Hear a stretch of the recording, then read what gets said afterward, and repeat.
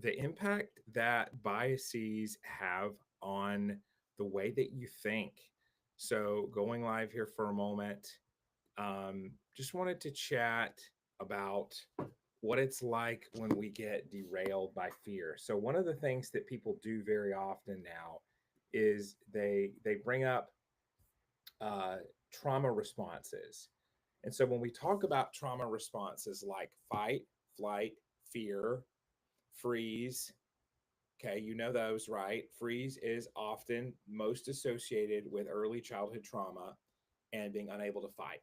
So if you grew up in an environment where you just weren't able to um, make any impact, right? Because your parents were bigger than you. That's how it is as a child.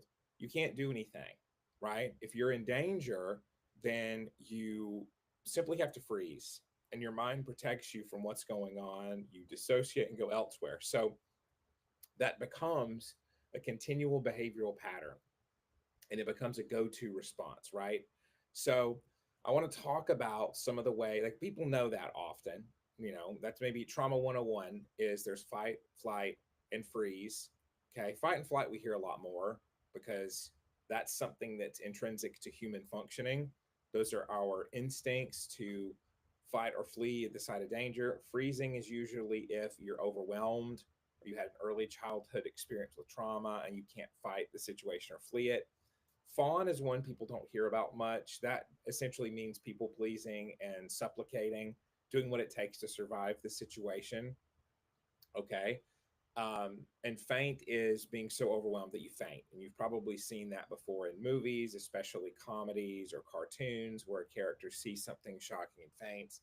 Don't really see that as much anymore or hear it spoken about. But um, so you may know all of those, but did you know that actually people can also be impacted in the way that they think by biases that are forged by those sorts of neurophysiological responses? Well, we're going to talk about that. So, we're going to talk about the way that the brain takes that information in your environment and frames it as more or less important. And so I think where we want to start is I'm going to check something out right really quick. We're going to get to it. Thank you for joining me today, wherever you are joining me. So, when people are shocked into fear, okay, when they are put in this environment where they don't know what's going on, um, here we go. This is what I really wanted to talk about. So, people will have a negativity bias. So, when you are undergoing a shocking experience, okay, something really upsetting, you're going to remember that well. You're going to encode it well because the brain encodes, it weights in terms of the predictive processing model of cognition, it weights a negative input as higher in importance than a positive one. So you've probably heard it takes three positive things to make up for a negative. Well, that has to do with a negativity bias that we are attuned to negative or threatening information, and that just leads to preferential encoding of aversive events. And so when the amygdala, which is the brain's emotion center, activates, you attune to threatening situations and threatening information. And that information is encoded preferentially. So that's all that means. And it can result in pessimistic forecasting, okay, and overly conservative choices as well. So it can lead you to narrow your focus onto just the negative. And a because when the negativity bias has to do with the way you encode the memory. So you're in your environment and you encode negative things is more important, right? Well, that's on the front end, we would call it. On the back end, once you've already experienced that fear and you've encoded it, and the negativity bias, you encode that preferentially among what else is going on. Okay. So and you have a situation, and it may be very it you may see negative things, or you may see red flags, you may see startling things in the environment, right? And your brain decides to weigh the evidence to evaluate it as negative, and you have a pessimistic outlook on whatever that information is. You the cluster of information you can imagine, you take the data points that are most negative and render a negative judgment. That's negativity bias. And so pessimism bias then carries you further into fear responses, right? Provoking overactivity in the threat circuits of the brain and producing an expectancy of negative outcomes. So that means that there's a bias in your mind of probability that estimates the worst case scenario as likelier than it really is. So you underestimate the likelihood of positive events. And that can lead to some overly cautious or even defeatist decisions.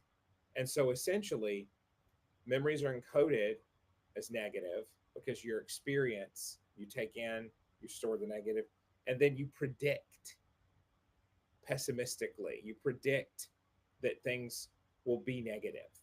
And so what does this have to do with, so these are biases. Well, what does this have to do with cognition, with trauma responses? Well, so people who've experienced early childhood or even adolescent trauma of any kind that was very markedly aversive and terrorizing, learned that seeing the negative in their environment could protect them from events like that in the future.